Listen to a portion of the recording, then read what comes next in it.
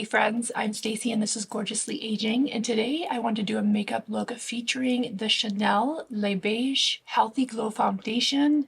You guys, this is a beautiful foundation. I cannot wait to share it with you.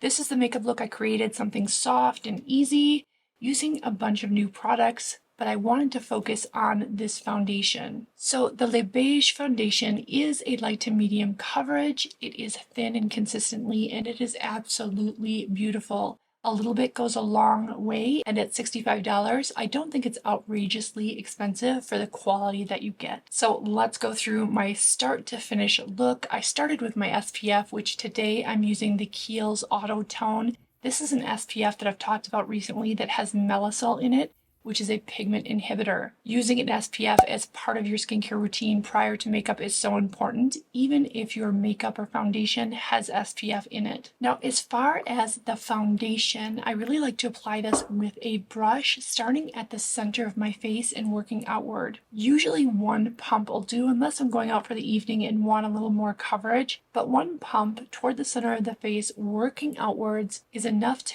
cover the areas that I need more coverage, and just a light wash of pigmentation towards the edges of my face to bring some color, bronze, and life back to the face and create a little bit of sculpting. I like to use the Makeup by Mario bronzing serum. This is so easy to blend in and is beautiful on mature skin. I found using both a denser foundation style brush and using a more feathery type of blush brush yields good results. So I think the fluffier brushes diffuse the bronzer a little more quickly, but denser brushes generally give you a little bit more placement control. Now, a brand new product to me that I am absolutely obsessed with, and probably one of the nicest blushes I've used in a long time, is the Hourglass Unreal Liquid Blush. This is just so beautiful. I think this is the perfect color, you guys, and I'm going to list all of these products, including the colors, in the description box below, so you can check them out at your convenience. One of the things I like about both the Makeup by Mario bronzer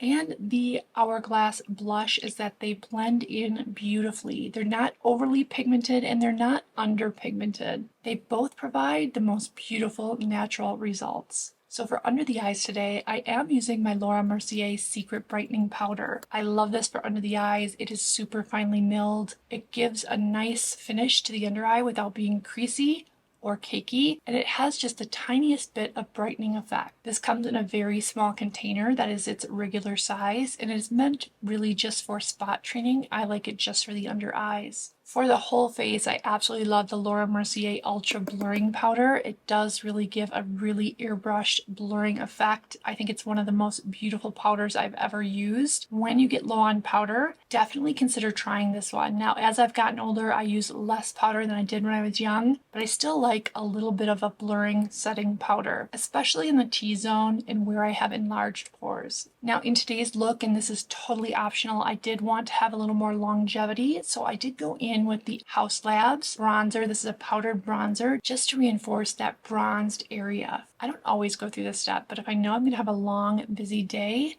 and I want my makeup to look just as good at the end of the day as it did in the beginning, I like to reinforce the cream bronzer and blush with a powdered version. I'm also going to go over the blush that I put down with this powdered blush by House Labs, and it is absolutely beautiful. It looks like a shocking pink, but a little goes a long way. This may be one of my favorite powder blush formulas ever, and when I first saw the color, I thought it was way too intense, but it is so beautiful. You guys can probably guess I'm using my NYX brow mascara. This is in the color Brunette. I sometimes use the color Espresso if I want a more dark brow. I find this just has such a nice pigmentation, where some of the brow gels are more gel heavy and don't have much pigmentation, so I really like the NYX formula. I'm going to follow up that brow gel with the Makeup by Mario brow pencil just to give a little bit more definition.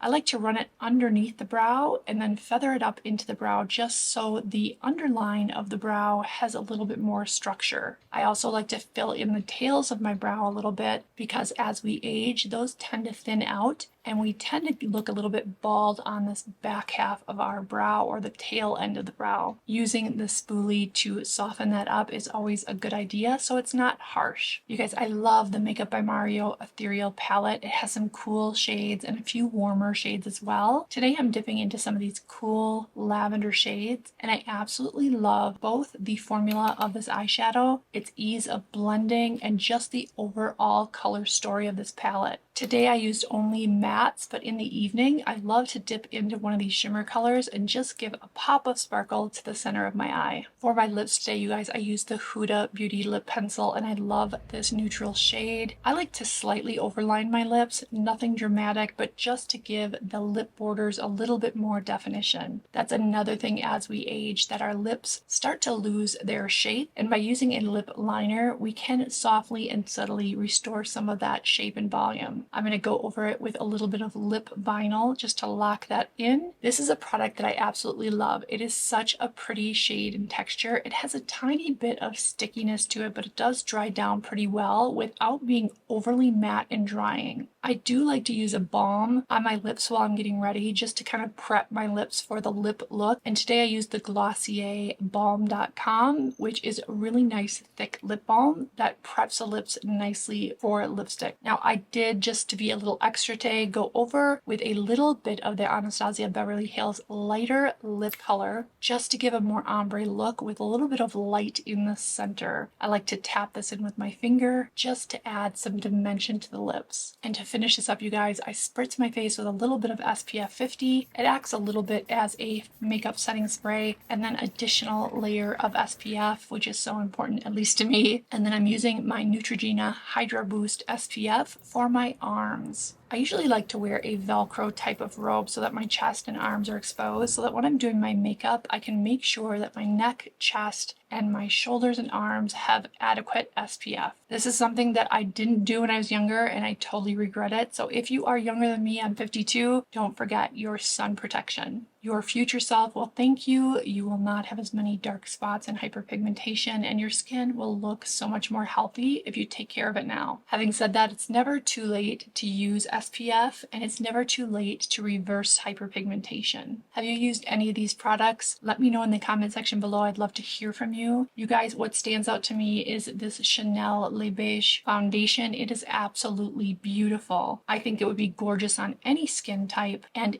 any age, but it's particularly beautiful on mature skin. If you have excessively oily skin, you may not like this, but if you are normal, combination, dry, or even slightly oily, you are going to love this foundation. Thank you guys so much for watching and spending a piece of your day with me. If you like this video, don't forget to give it a thumbs up, and I would love you to join the Gorgeously Aging community by subscribing to my channel. All the links for today's products are listed in the description box below. I'll also list all the colors that I've used in case you're similar to my coloring. That may be helpful. Thanks again for watching. Be good to yourselves and to others. I'll see you in my next video.